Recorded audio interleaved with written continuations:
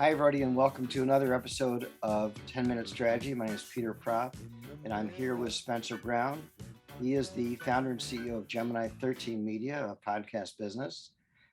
He was also the founder and CEO of Cadence 13, a podcast business that he recently sold. And prior to that, he had many years of experience in network radio, especially as founder and CEO of Dial Global, which is now known as Westwood One. So Spencer, we'll be talking about podcasts today, which is one of my favorite topics. Your career has included successful runs in broadcast media. Now you're on your second podcast business. What's different between the two media platforms? What's the same? Well, Peter, first, thanks for having me. In terms of podcasting and radio, obviously, they're both part of the audio family, if you will. For the most part, they're both audio based, obviously, and for the most part, ad supported. Those are the similarities.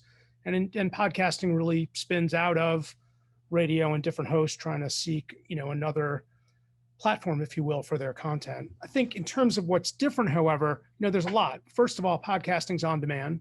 You can listen to what you want, when you want to listen to it, which is obviously a major trend in media. I'd say the second thing is it's podcasting's more narrowcasting in terms of what you listen to. If I'm a football fan, I can listen to general football on my favorite radio station. But however, if I only care about the Jets or the Giants or whomever your team is, I can pull up a podcast on that specific subject. And that's really true across the board on the different topics. I'd say, as a subset of that, it's also podcasting more free form, in the sense that it doesn't need to fit into an hour, or 30-minute or 3-hour block. The podcast can be as long as the host wants them to be, and the listener can listen, as long as he or she wants to listen. And that kind of goes through the content too. Radio is FCC regulated. There's only so many things you can say or otherwise you can't say on air. You can really say anything you want on a podcast. So I think those are the big differences. It's just a more free form, type of audio. Yeah, it's been interesting. I've been a big podcast fan a long time, and the narrowcasting has become a bigger and bigger part of what I see. We were talking the other day about the podcasts that are based on TV shows and how terrific those can be, because if you love a TV show, you want more of that content. It's a fun way to really drill deeper into whatever that topic is. Exactly. That reminds me, really, podcasting, I'm talking more about what I would call the educational part, but the entertainment, is free range also, where if you look at traditional audio, it really fits into news, talk, sports, or music, whereas podcasting has a lot of different entertainment shows, from the, as you were mentioning, TV spinoffs to certainly the, the true crime genre, which has been enormous. Right.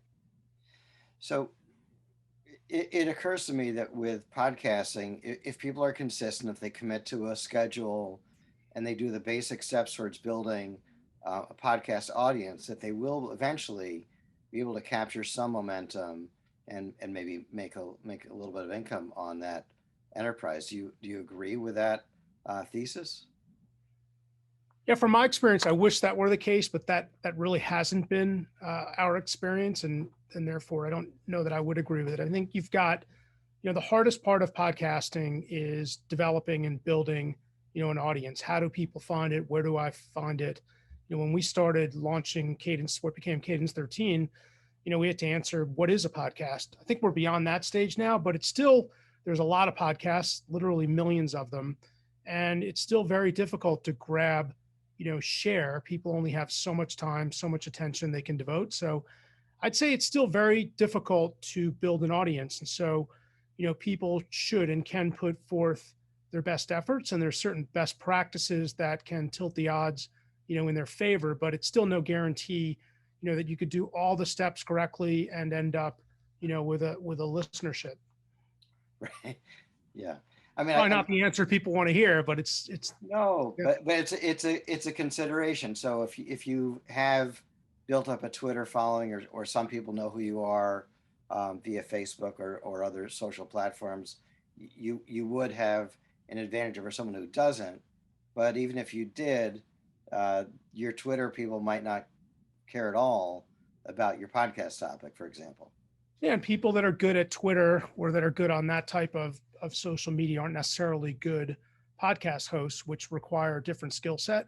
I think the good news is, in our experience, there were famous people or people with huge Twitter followings that didn't necessarily succeed in podcasting, but there were people that succeeded in podcasting that didn't have, significant audiences on any of those other platforms. So there is a little bit of a lightning in the bottle aspect to it. And if somebody's interested in a topic or feels like they have something to say or feels like they can entertain people, I would encourage them to try, but I would do it really for the love of the game or for their interest in just doing it and not necessarily, in the belief that they're going to ultimately, find a huge audience and find, a big revenue stream.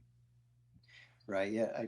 I'm a big fan of Mark Maron. The guy literally had nothing going on in his life. His career was, almost flatlining, and people convinced him to do a podcast, and that turned out to be one of the greatest ones. But he happens to be an extremely talented host with many, many friends. No, So, extremely talented. He's had a great run, but he was on part of the Air American network, which really wasn't very successful. And it just shows that the platform, lends itself to certain types of people, and he being one of them.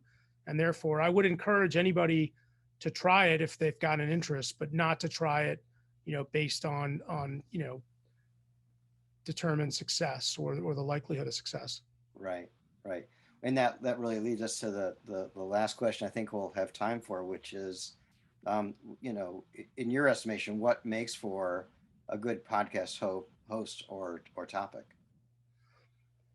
In my experience, podcasts basically come in two types of segments or forms, if you will. There's, or put another way, listeners engaged, for one of two reasons, either to educate themselves, to learn, more about something, or just to entertain themselves.